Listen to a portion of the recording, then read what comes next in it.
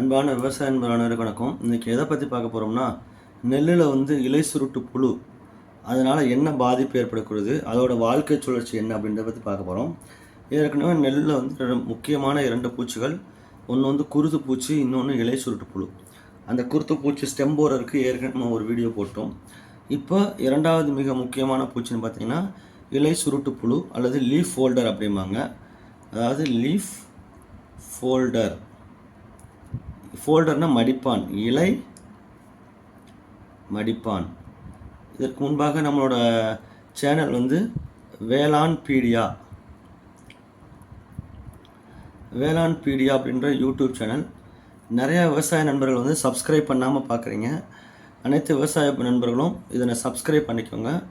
Bell button அமுக்கி join ஒரு button இருக்கும், அதை அமுக்கி எங்களுக்கு சப்போர்ட் பண்ணி கொடுங்க. இப்போ வந்து நெல்லில் இலை சுருட்டு புழுவை பற்றி பார்ப்போம். நெல்லில் இலை சுருட்டு புழுவுக்கு ஆங்கிலத்தில் வந்து நெஃபலோக்ரோசிஸ் மெடினாலிஸ் அப்படிம்பாங்க, அதோட சயின்டிஃபிக் பேர்.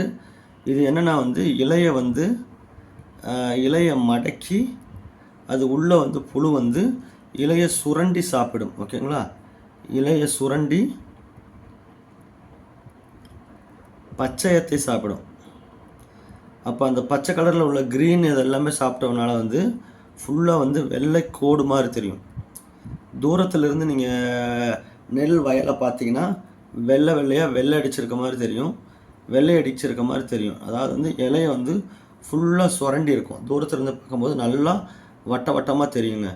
எங்கெல்லாம் நிழல் பகுதி அதிகமாக இருக்கோ, நிழல் பகுதி இப்போ மரத்தில், அதாவது வயல் ஓரம் வச்சுக்கோங்களேன், வயல் ஓரத்தில் நீங்கள் மரம் வச்சுருப்பீங்க, அந்த மரத்தோட நிழல் எங்கே படுதோ அந்த பகுதியெலாம் பார்த்திங்கன்னா இலைச்சுருட்டு புழுக்களோட தாக்குதல் வந்து மிக அதிகமாக இருக்கும்.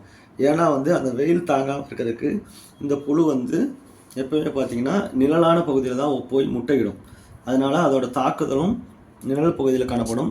இதில் வந்து உங்களுக்கு முக்கியமாக வந்து வாழ்க்கை சுழற்சி வந்து ஒரு 20லேருந்து 25 நாள் வரைக்கும் முடிஞ்சிருங்க. அந்த வாழ்க்கை சுழற்சியில் வந்து நம்ம இப்போ என்ன பார்க்க போகிறோம்னா, முட்டை, புழுப்பருவம், கூட்டு புழுப்பருவம், தாய்ப்பூச்சி உங்களுக்கு எல்லாமே தெரியும். அந்த முட்டை பருவம் பார்த்திங்கன்னா இலையில் வந்து இந்த மாதிரி மேல் பகுதியில் கூட்டமாக முட்டை போடும். கூட்டமாகனா எப்படின்னா இருக்கும், ஒரு 100லேருந்து 200 முதல் முட்டைகள் இருக்கும். அது வந்து 4 முதல் 5 நாட்களில் வந்து முட்டை வந்து பொரிக்கும். முட்டை பொரிஞ்சு சின்ன புழுவாக மாறி அந்த புழு வந்து முதல் பருவம், 2ஆம் பழம், அதாவது இன்ஸ்டார்மாங்க. ஃபஸ்ட் இன்ஸ்டார், செகண்ட் இன்ஸ்டார், தேர்ட் இன்ஸ்டார், ஃபோர்த் இன்ஸ்டார், இந்த மாதிரி 4 நிலைகளை அடைந்து முதல் இன்ஸ்டாரில் எப்படி இருக்கும், அடுத்து செகண்ட் இன்ஸ்டார், தேர்ட் இன்ஸ்டார், ஃபோர்த் இன்ஸ்டார், அதாவது 4ஆம் நிலையில் வந்து பெரிய புழுவாக மாறும். இதில் பார்த்திங்கன்னா இந்த புழுவுக்கு வந்து 15 முதல் 20 நாட்கள் ஆகும். ஓகேங்களா, அதாவது புழு பருவம்னு பார்த்திங்கன்னா உள்ளே இருந்து இலையை சுருட்டி இப்படி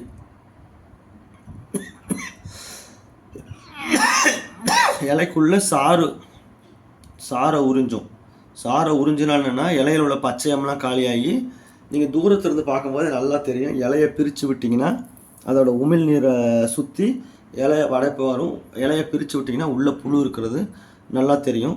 இது வந்து 10லேருந்து 15 நாட்கள் வந்து அதோட வாழ்க்கை சுழற்சி. அதுக்கடுத்து இந்த புழு வந்து தன்னை சுற்றி ஒரு கூடை உருவாக்கிக்கிட்டு உறக்க நிலையை அடையும். இதுதான் வந்து பியூப்பா அப்படிம்பாங்க. நல்லா வந்து இளஞ்சிவப்பு கலரில் இலைக்கு உள்ளேயே வந்து அந்த பியூப்பா காணப்படும். அந்த பியூப்பா பார்த்திங்கன்னா 6லேருந்து 10 நாட்கள் அதோட உறக்க நிலை இருக்கும். அந்த உறக்க நிலை உடைஞ்ச போனே அந்த பியூப்பா உடைந்து தாய் அந்து பூச்சியாக வந்து பட்டாம்பூச்சியாக வெளிவரும். ஓகேங்களா, அந்த பட்டாம்பூச்சி வந்து சிறிய பழுப்பு நிற பூச்சியாக இருக்கும். இந்த பார்த்திங்கன்னா மஞ்சள் நிற கோடுகள் வந்து இதில் காணப்படும். ஸோ நான் படம் போடுறேன் பக்கத்தில், நீங்கள் பார்த்தீங்கன்னா அதை பட்டாம்பூச்சி எப்படி இருந்துருக்கும். இலை சுருட்டு புழுக்கும் இலை குருத்து பூச்சிக்கும் மஞ்சள் கலரில் சின்னதாக தான் இருக்கும். குருத்து பூச்சியில் பார்த்திங்கன்னா மேல் இறகு வந்து புள்ளி காணப்படும்.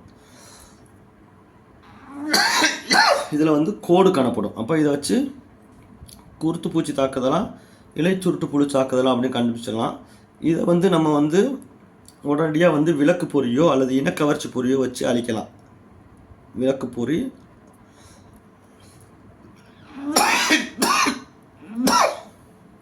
இல்லைன்னா இனக்கவர்ச்சி பொறி, இது ரெண்டும் வச்சு இதை அழிக்கலாம்.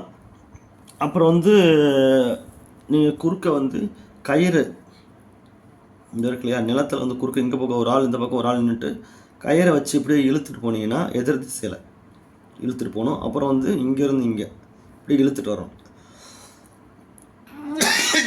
இழுத்துட்டு வரும்போது என்ன ஆகும்னா அந்த புழுக்கள்லாம் வந்து இந்த தண்ணிக்குள்ளே விழுந்துடும், வயலில் உள்ள தண்ணிக்குள்ளே விழுந்துடும். திருப்பி தண்ணியை இருக்கும்போது அந்த புழுக்கள்லாம் வெளியே போயிடும். இது ஒரு மெத்தடில் வந்து நம்ம இலை சுருட்டு புழு, குருத்து பூச்சி இதை வந்து நம்ம பாதிக்கலாம். அதுக்கடுத்து வந்து கெமிக்கல் முறையில் எப்படின்னா நிறையா மருந்துகள் இருக்குது. நம்ம ஏற்கனவே வந்து முதல் மருந்து, இரண்டாம் மருந்து, மூன்றாம் மருந்து அப்படின்னு சொல்லிட்டு வீடியோ போட்டிருக்கோம்.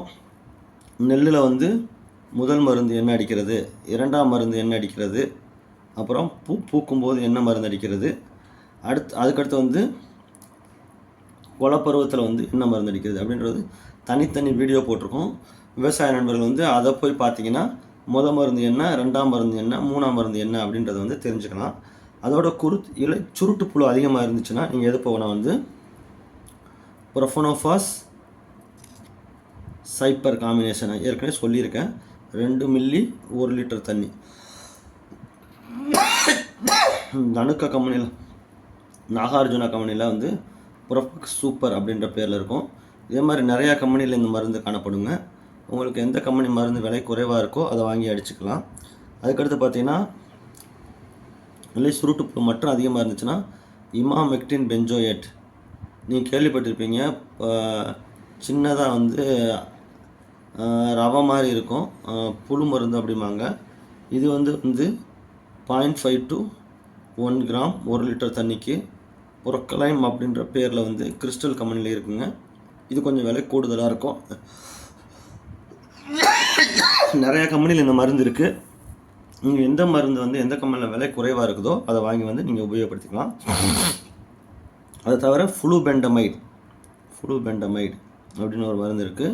இது வந்து 20 கிராம், அதாவது 2லேருந்து 5 கிராம் வந்து 10 லிட்டர் தண்ணிக்கு உபயோகப்படுத்தலாம். இது வந்து ஃபேம் அப்படின்ற பேரில் இருக்குதுங்க. ஃப்ளூபெண்டமைடு 2 கிராமே போதும் 1 லிட்டர் 10 லிட்டர் தண்ணிக்கு. அதுக்கடுத்து பார்த்தீங்கன்னா கோரஜன், நமக்கு சொன்ன மாதிரி குளோரான் ட்ரனிலி புரோல் 18.5% SC. இது வந்து கோரஜன் அப்படின்ற பேரில் கிடைக்கும். இது வந்து கோரஜன் தவிர இதே கெமிக்கல் வந்து நிறையா கம்பெனியில் வந்துருச்சு. எந்த கம்பெனியில் வந்து விலை குறைவாக இருக்கோ நீங்கள் அடிச்சுக்கலாம். இது 30 மில்லி போதும், 1 ஏக்கருக்கே 30 மில்லி போதும். 3 மில்லி 10 லிட்டர் தண்ணிக்கு நீங்கள் உபயோகப்படுத்திக்கலாம். இதை தவிர உங்களுக்கு ஏதாவது சந்தேகம் இருந்துச்சுன்னா 944 33 58 494 என்ற நம்பருக்கு வந்து நீங்கள் குறுஞ்செய்தி அனுப்பி உங்களுக்கு தேவையான சந்தேகங்களை கேட்டு தெரிந்து கொள்ளலாம். நன்றி, வணக்கம்.